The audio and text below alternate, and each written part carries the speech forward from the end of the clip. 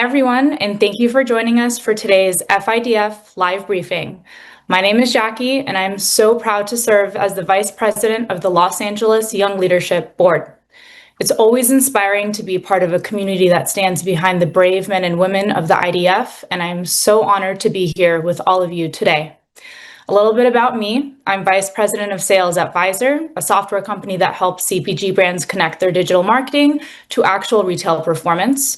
I've always loved building teams and finding creative ways to grow, but more than titles or metrics, I really care about leading with empathy and authenticity. That is the through line in everything I do. I'm also a first-generation American. My family emigrated from the former Soviet Union, and that background really shaped my appreciation for freedom, resilience, and community. Those values are a big part of why I'm so passionate about strengthening the Jewish community and giving back to the people and traditions that shaped me. Outside of work, I also run an Instagram account focused on leadership, both in my career and within our community. So if that's something you're into, you can follow along. It's just my name at Jackie Cherkas. As part of FIDF Young Leadership here in Los Angeles, I get to help create programs and experiences that bring people together. From Shabbat dinners to wellness events to our annual gala happening in March. This week, we're hosting a very special Shabbat on Friday, so if you're in Los Angeles, this is your official invitation. On a large scale, National Young Leadership is such a vibrant community, driven by passion and purpose. We're an extended family united by one mission, to stand with the soldiers of the IDF, support our peers, and strengthen the global Jewish future. We have incredible chapters in Los Angeles, Miami, New York, Washington, D.C., and Chicago, and new ones popping up all the time. Our reach keeps on growing. Across the country, young leaders come together for meaningful events and opportunities that truly make a difference. From beautiful celebrations and intimate gatherings to our signature Young Leadership mission to Israel, which offers a very rare insider look at the IDF, every experience deepens our connection to one another, to Israel, and to the soldiers we proudly support. We host amazing speakers, powerful programs, and unforgettable experiences designed to inspire, empower, and create real change. Together, we're proud of a network of emerging leaders, innovators, and changemakers, all bound by our shared love of Israel and unwavering support for its heroes. I'm sure many of you are already familiar with our speaker, General Nadav Padan. After an extraordinary 37-year career in the IDF, Nadav now serves as FIDF's National Director and CEO. In this role, he works hand in hand with Israel's top military and government leaders to strengthen the bond between the IDF and our FIDF family here in the US. His deep understanding of the IDF and his personal commitment to the soldiers' well-being guide everything we do as an organization. We are truly fortunate to have his leadership, his vision, and his firsthand perspective with us. Nadav, thank you for sharing your thoughts with us today and for all that you do for FIDF and our soldiers in Israel. Let's dive in. So, General Padan, can you give us a snapshot of what the situation in Gaza is today? What is really happening on the ground beyond what we see in the headlines? Yeah, thank you, Jackie. It's amazing to see the involvement of the young leadership within the leadership of the organization. So thank you for being here with us. If I have to speak about what's going on right now in Israel, I would say that we're in kind of a study case or a period of time that we check the motivation of the actors in the Middle East to participate in some kind of strategic change at the Middle East as a whole, and that by pressing out the unstabilized component like the small terror organization like Hamas and Islamic Jihad and Hezbollah, and bring to the front the moderate Arab country to lead some kind of new horizon, a new vision for the Middle East. When it's translated to our own very border of Israel, we've been forced by the coalition led by President Trump to accept ceasefire. Both sides, by the way. Hamas accepted it because of huge pressure that come from Turkey, from Qatar, from Egypt, and other Arab countries that are part of the coalition. And the best and the most important achievement so far is the release of our live hostages, that was a very urgent issue that been solved because of this organization. But if I look at it from strategic perspective, regardless the fact that we're very happy and blessed to have all our live hostages back at home, we are still struggling with the same cornerstones of the friction and the problem between us and Hamas, and between us and the Palestinian people that lives in Gaza. And Hamas playing around kind of game that, for one hand, keep Israel from maneuvering and destroying his structures and killing his terrorists, and at the other end, preventing from moving forward to the negotiation from moving forward to the next stage, speaks about the future of Gaza and so far. So what we're facing is a situation that Hamas released the live hostages and playing kind of a game with the bodies of 13 hostages are still holding under his captivity. We know, and he know, that we know that he holding and in control of at least 10 of them. So we know exactly, in different words, where the body of the hostages are. And he's playing game and do like shit show that publish all over the world with movies of people with gas masks, get into tunnel and do like very complicated technology operation to find bodies while you know exactly where they are. I'm not saying that it's easy to cover, to dig and to find them, but once you know where they are, it's a couple of days of digging and you reach them. He's not doing it to win time. And during the time, is rebuilding his ability to control Gaza Strip. So while we're speaking with soft word about new leadership in Gaza Strip, new administration, substitutes to Hamas, he, at the other hand, building his forces, spread his terrorists all over Gaza Strip, which means, by the way, all over Gaza Strip. So up to the agreement, Israel withdrew to what got the nickname the Yellow Line, which more or less represent 50% of the Gaza Strip. But Hamas have terrorists both sides of the Yellow Line. So they act very freely within the Yellow Line. We assume him between 1,500 to 2,000 to 20,000 terrorists, that running the street and control the neighborhood within the Yellow Line, and another few thousand hiding at the subterranean system that he built over the years under the forces of the IDF.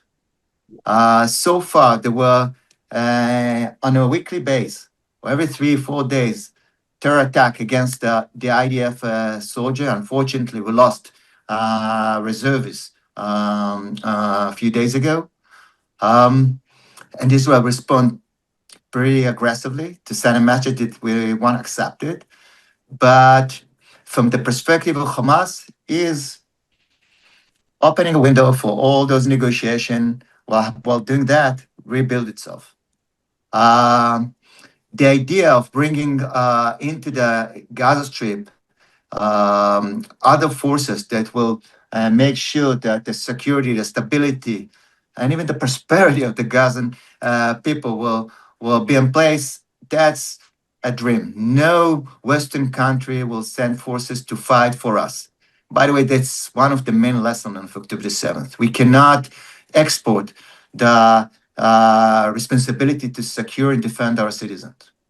So we cannot rely on West European soldier that won't come, by the way, and we cannot rely on the motivation of Egyptian or other moderate Arab country to fight and got killed to defend the citizens of Israel. So we are kind of process of developing a system, a method that will allow us to do 3 things: to bring the 13 bodies that's still under the captivity of Hamas back to Israel, to keep destroying Hamas and preventing Hamas for being the next leadership of Gaza Strip, and creating on the ground and by diplomatic agreement a situation that will assure the ability of Israel to protect their civilians at the Gaza envelope, but all over the states in Israel. While saying that, you have to understand that there is no conflict here between Hamas and Israel. There is multiple agendas.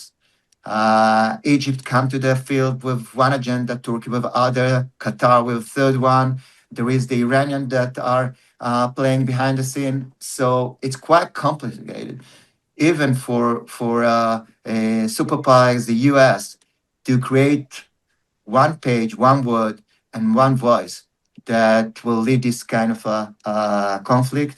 The US established new headquarters in Israel, in Kiryat Gat, run by the American Central Command, with representative of most of the coalition, including moderate Arab countries, with full cooperation with the IDF. It works for us. Here I can say it very freely, for good and for bad. For one hand, they are controlling Hamas, pulling pressure upon Hamas. And the other hand, it's limited. The ability of IDF to have freedom of operation and respond to the fact that Hamas breaking the agreement every second day.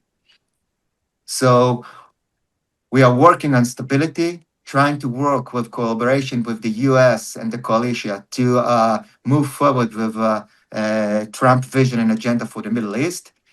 That we have to remind ourselves that the stability of a Gaza Strip is just the first step. The idea is to create different Middle East that, at the end, will create kind of connection between Asia, Africa, and Europe through from India through the Persian Gulf countries, Saudi Arabia, Jordan, Israel, Haifa port, and then Europe. A substitute to what China is trying to build over the last several years, that tried to bypass and take the influence of the US, the strategic influence of the US out of the region. So it's a significant component for Israel, which is part of a big deal, a big strategic vision for the Middle East led by President Trump. And I will end with that, opening to other questions. Yeah, I was going to say that would sound like a dream, but it sounds like there's a lot of steps that need to be done in order for us to get there. Going back to Gaza for a second, I'm curious, in your opinion, what has changed in Gaza since the war began? And I'd also love to know, what are the IDF's main objectives at this specific stage that we're at? So I'll start with the objective, which is pretty simple. There is three main objectives: to bring back the 13 bodies of our hostages, to prevent Hamas from controlling Gaza Strip, and to create a system that will assure the security and the stability and the prosperity of in Israel.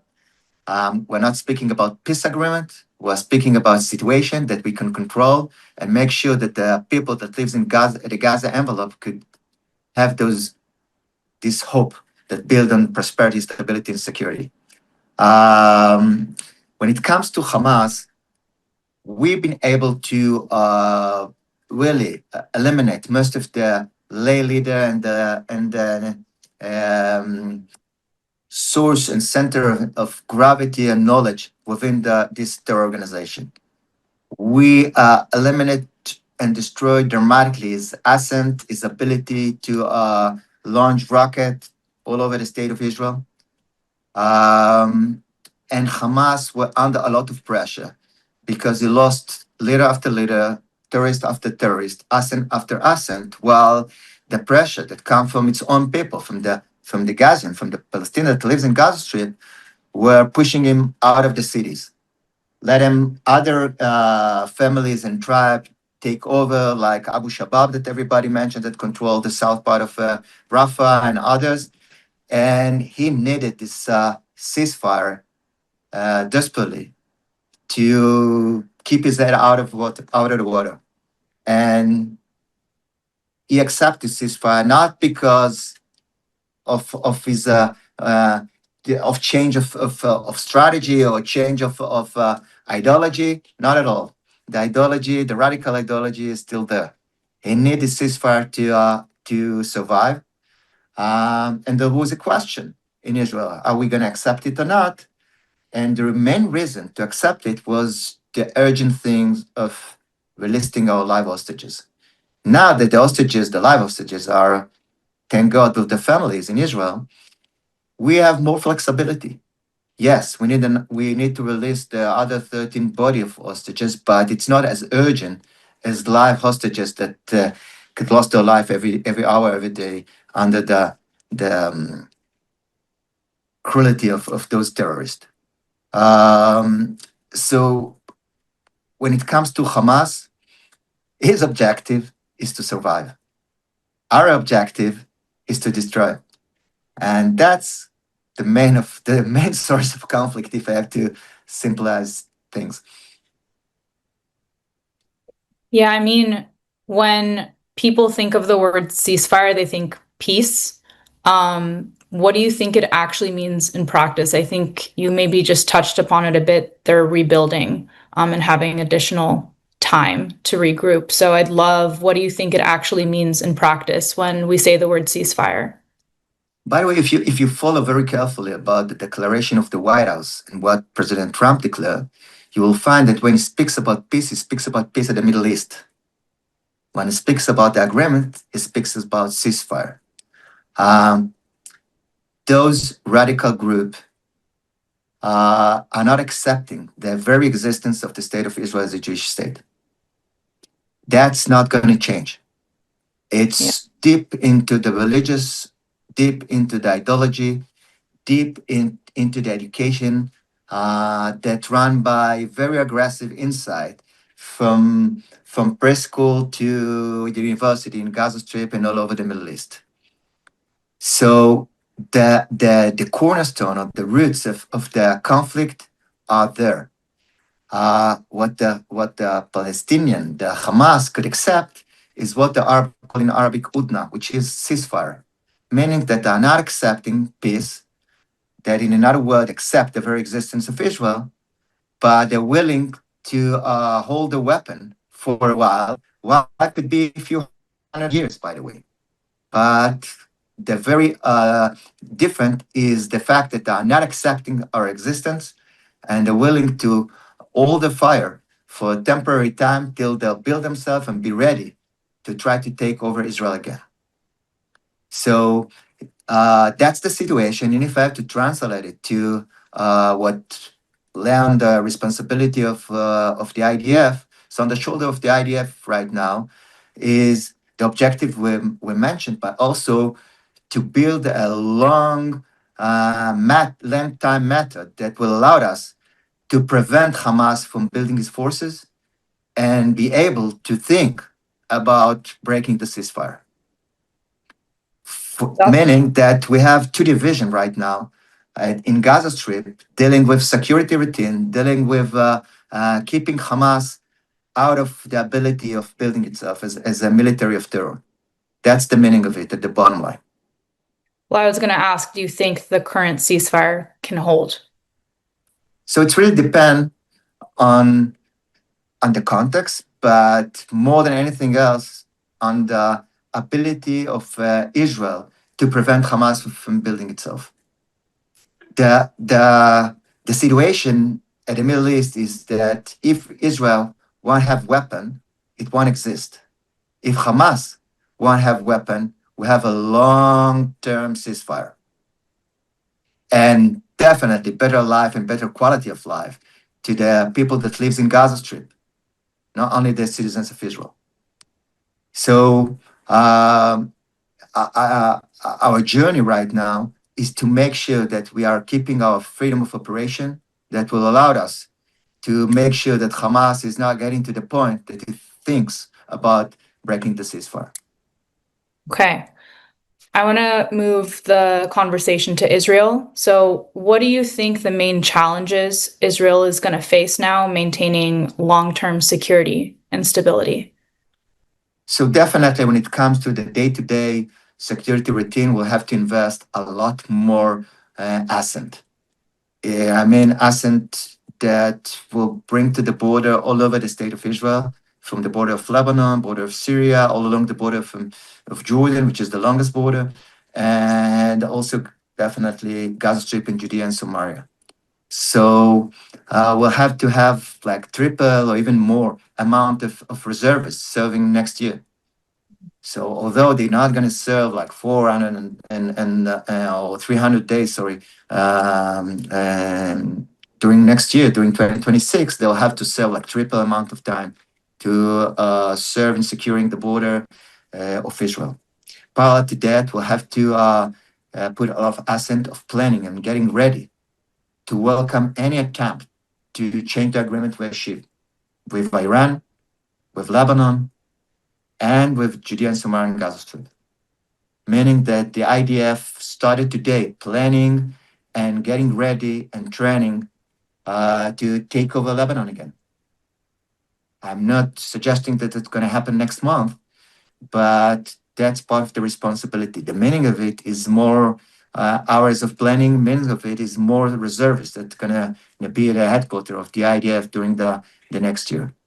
Parallel to that, the main effort that actually touched directly our mission is the rehabilitation, the rebuild, and the recovery of the communities in Israel, the IDF as a whole, the unit, and most specifically the families, the bereaved families, the reservists, and the wounded soldiers suffering either from physical injuries or PTSD.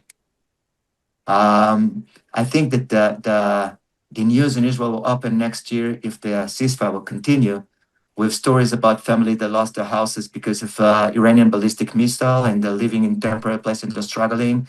And it will continue with reservists that serve 400 and 500 days and lost their jobs, and with families that find it pretty tough and pretty hard to go back to life. And we'll have to support them. We'll have to support the bereaved family. We'll have to support the wounded soldiers. We definitely will have to deal with PTSD that have kind of latent period of time. So I guess that although we didn't get into the great number we promised at the very beginning of the war, that the numbers of reservists and soldiers that need mental support getting bigger and bigger on a daily basis. In some cases, they're just holding it for a few months, and then it, because of some kind of trigger or because of time, it starts, putting its pressure on their mental health, and we're going to deal with thousands of people that need support in Israel. That's going to be the challenge of next year. And when it comes to FIDF, that's exactly our mission. So in a way, the mission of FIDF will go to the front line of securing and assuring that the future of the Jewish people in Israel are there. I think that very much speaks to my heart of why I do the work that I do with FIDF. For me, I think the next thing that we need to take care of is the PTSD efforts, anything that we can do for families of the bereaved soldiers. And that's why I'm so passionate about the work of FIDF is we need to take care of the people that are taking care of us and allow us to be Jews in the diaspora. Anywhere in the world, we take care of our own in Israel. So I think it's a really important conversation, and that's really where our work begins. And looking ahead, I think you've spoken about the importance of strategic thinking for the coming years. What do you see is Israel's biggest security challenge in 2026? And how is the IDF preparing to address any evolving threats from what you've mentioned, from Iran, from Hezbollah to cyber and more? So we have to remember that the agenda, the energy, and the motivation is still there. It's war are not ending like in World War II in totally defeat. It's kind of a gray zone that really depend on our ability to translate the military maneuver to diplomatic maneuver and continue direct the energy of the Middle East to the right positive places. While we're speaking about Gaza Strip, or dealing with small terror organization like Islamic Jihad and the Salafiyah Jihadiyya in Judea and Samaria, Iran went back to the planning rooms and prepare for the next wave of attack. Same thing with Hezbollah. Same thing with the Shia militia. So the problem, the source of problem are still there. The energy and the motivation to prepare and build themselves to the next wave of friction is there. And our mission is to be prepared to do two things. First of all, to deter and to make sure that we are involving in what we call the war between the war, which should prevent the other side from getting ability to open a war against us, and to do all the preparation and all the investment to make sure that we are ready to welcome any attempt to destroy the state of Israel or to attack the state of Israel without being surprised, without facing the same failure we faced on October the 7th. So while we're saying that there is a ceasefire, the Middle East is still very dynamic and very active, preparing itself to the next wave. But I'm very optimistic because if we'll take the energy and the successes of this last 2 years against Iran, against Lebanon, what happened in Syria, we can create a better Middle East, not without challenges, but better Middle East. Yeah, I was a big fan of the beepers. Oh, yeah. Well, finally addressing the young leadership crowd listening. For many of us, this year has been very deeply emotional. What role do you see for the next generation, both in Israel and abroad, in supporting Israel's strength and recovery? Yeah, and I just said that I'm very optimistic about the Middle East. The main reason, or the first reason that I'm optimistic about the Middle East and about the Jewish people is because of you, the young generation. I saw it happen in Israel, and I saw you and your friend leading the young generation division all over the state. You did a tremendous job. You did tremendous job, not only in a way that the soldier in the IDF maneuver and fought against the Hezbollah and against Hamas, but in a way these young men and women took responsibility and led the state of Israel and covered the gap and bridge over a problem that stupid general like myself and the leadership of Israel left to them. So I really, really believe in you, your generation, and the way you show yourself over the last 2 years. While we criticize you and call you the Z generation and ask ourselves, hey, what's going on with these young men and women that stick to the cell phone all day? You did tremendous job. And if you are the future leadership of the Jewish people, we're in good hand. So speaking of our mission is to connect between this amazing young generation in Israel and the amazing young generation in the US, and make sure that you remember each other and you remember to protect and support each other and march together, shoulder to shoulder, to a better future. Our future rely on those two cornerstones: strong Jewish community of the diaspora that represent the Jewish people internationally and support the state of Israel, and the state of Israel as a free Jewish democratic state. The future connection going to be between you and your friend and this young generation that fight right now in Israel. And from that perspective, the importance of building those young leadership division are significant. You are our future, not by declaration, by all means. So thank you for doing what you're doing all over the year. And I mean, for me to be interviewed by the young leadership of the US, it's a privilege and an honor. Thank you. Thank you so much. I mentioned it earlier, but I'm a daughter of emigres from the former Soviet Union. So it feels like an honor and a responsibility that we take care of our soldiers who take care of us here. It is very personal to me, and it is a great responsibility and a great honor. So thank you for giving me the time. General Nadav, thank you for your answers, for your honesty, and for your transparency. And it was such a pleasure speaking with you. Thank you so much for your time. Thank you, Jackie.